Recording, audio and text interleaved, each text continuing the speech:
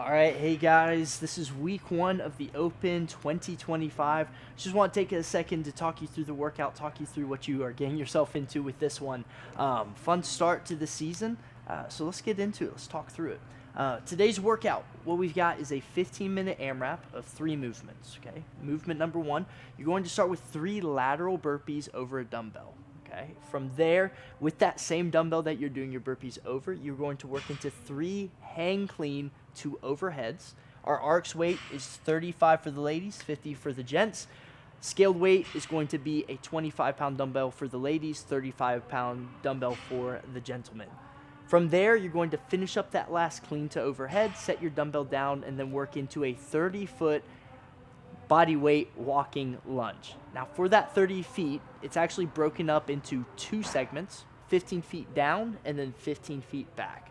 Now they're very specific about what those reps are going to look like, being sure that 1, our feet start behind the line, and 2, our feet finish in front of the line, down and back. Now something to keep in mind as well about these lunges is that these lunges down counts as 1 rep and back counts as 1 rep. There's no deviation of the 15 feet into like 5-foot segments to where each segment counts as a rep. It is just 1 rep for 15 feet down, 1 rep for 15 feet back. We'll talk about why that's important here in a minute.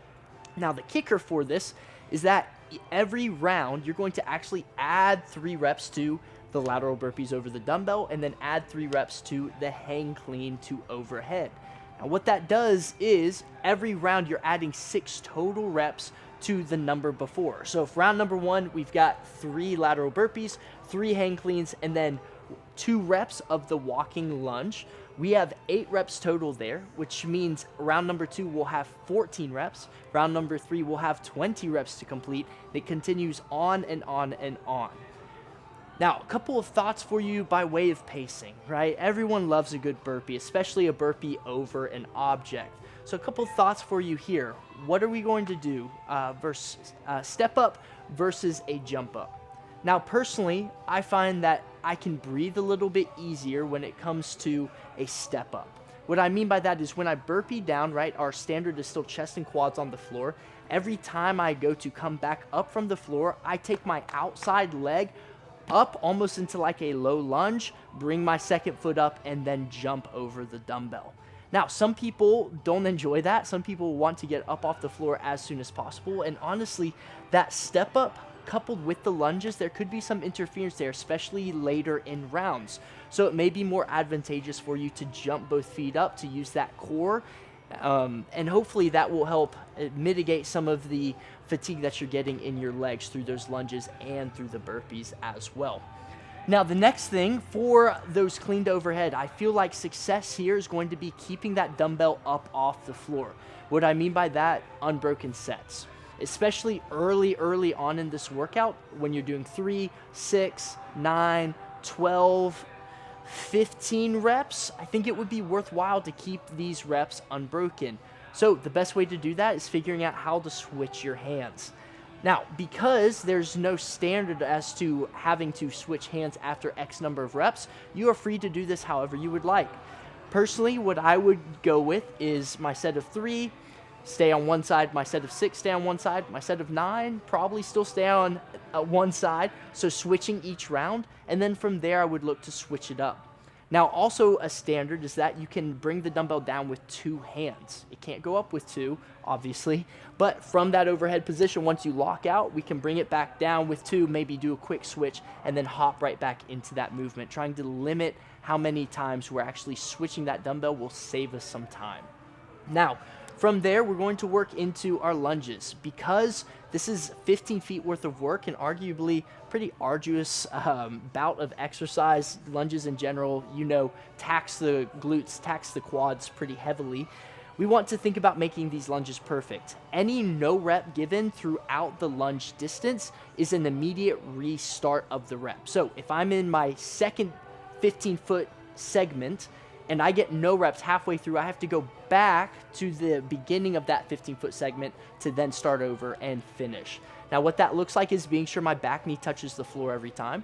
That means I open my hips all the way at the top, and when I begin and end the rep, my feet get past the tape line when I finish and start behind the tape line when I start. And then thinking through a couple of tips and tricks for you. First, there is also no standard as to how you have to burpee in relation to your dumbbell. What I found, especially in last year's Open, if you did the dumbbell snatch burpee over the dumbbell workout, that was 24.1. That diagonal burpee is going to be really helpful, being sure that dumbbell hangs out somewhere around your hip. That way when you step up and jump, your feet are locked in right over that dumbbell. It is a no rep if the feet go behind or in front of, so let's be sure that foot actually crosses over the metal handle, not over the heads of the dumbbell.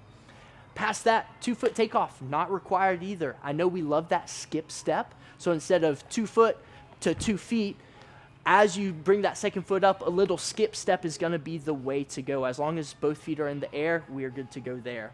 And then last, that first clean for that dumbbell, that one can be taken straight from the floor to your shoulder. The other nice thing about the cleans are, once that dumbbell is at the shoulder, you don't have to stand all the way up and then dip drive or then press.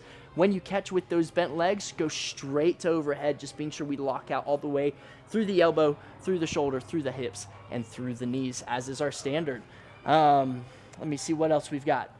Also, keep in mind that as the reps increase of the burpees, of the cleans, you get more rest in between each set of your lunges. So by the time you get into maybe your 15 burpees, your 15 hang cleans, you're getting a lot of time before you're going into those lunges. So I would encourage you, attack the lunges early, because if you start to feel the fatigue as you're doing those, remember you get some time away from that lunge movement with adding more burpees, with adding more hang clean to overhead.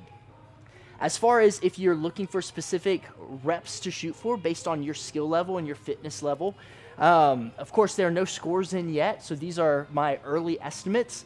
I think that for our 75th percentile, if you're looking at last year's quarterfinal cutoff line, I think if you're somewhere in that 180 to 200 rep range, you're going to be golden. Past that top 10%, I think 230 to 250 is going to be more your sweet spot.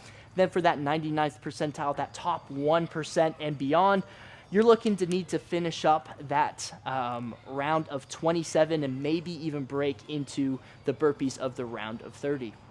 All right, guys, hopefully this is helpful for you. Let's go out and crush it this week. Have a great time. And yeah, happy open workout to you. Question. Do you happen to have? Yes, I think so.